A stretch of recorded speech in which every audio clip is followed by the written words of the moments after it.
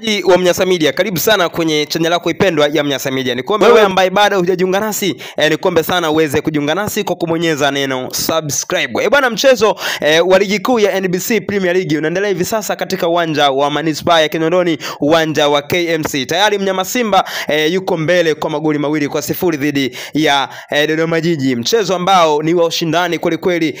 Tayari Elie Mpanzu ameweza kutangulia kambani akipiga shuti safi kabisa nje ya boksi kabla ya Jean Charles Ahoua kupiga shuti jingine ndani ya boksi na kuweza kuifanya Simba kuwa mbele kwa goli 2-0, goli ambazo zimefungwa kwa umaridadi mkubwa sana katika mchezo huu wa ligi kuu ya NBC Premier League. Lakini vile vile ni kwamba mtazamaji wa Mnyasa Media, leo ndani ya kikosi cha Simba kumekuwa na mabadiliko machache toka kwenye goli lenyewe, kwa maana ya golikipa anayeshika hatamu ya Simba inapocheza milingoti mitatu inakuwa salama. Tulimzoea Pinipini Kamara, lakini leo hii yuko Ali Salimu akiwa kwenye milingoti mitatu ya Simba. Lakini badiliko jingine ni upande wa kulia wa Simba, vile vile hayupo Shomari Kapombe, show me the way Baba Esther kama ambavyo tumemzoea, yuko Duchu.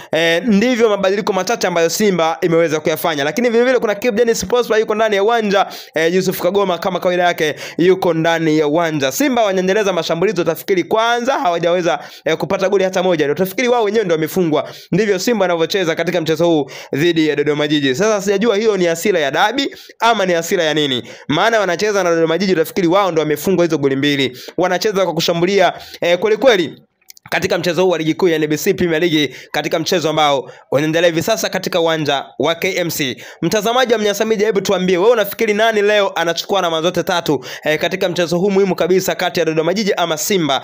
Japo Dodoma Jiji ana haki ya kupambana kuhakikisha kwamba anarejesha heshima ya kutokufungwa tena katika mchezo huu dhidi ya Simba Sports Club, katika mchezo huu ambao unaendelea hivi sasa katika uwanja wa KMC. Mtazamaji wa Mnyasa Media, dondosha pomo yako, tuambie wewe unaiona Simba hii ikichukua alama tatu ama Dodoma Jiji watakuja kwa nguvu zaidi kuweza kuchukua alama zote tatu, kwa maana ya kurudisha magoli yote na kuongeza goli nyingine, ama kuweka msawazo sawa wa goli, kwa maana kupatikana kwa draw katika mchezo huu dhidi ya wekundu wa Msimbazi Simba. Tumeona mara kadhaa Simba inaweza kutangulia mbele kwa magoli kadhaa, lakini baadaye inashindwa kushikilia bomba, kwa maana ya kushikilia ushindi ambao wanakuwa tayari wameshaupata.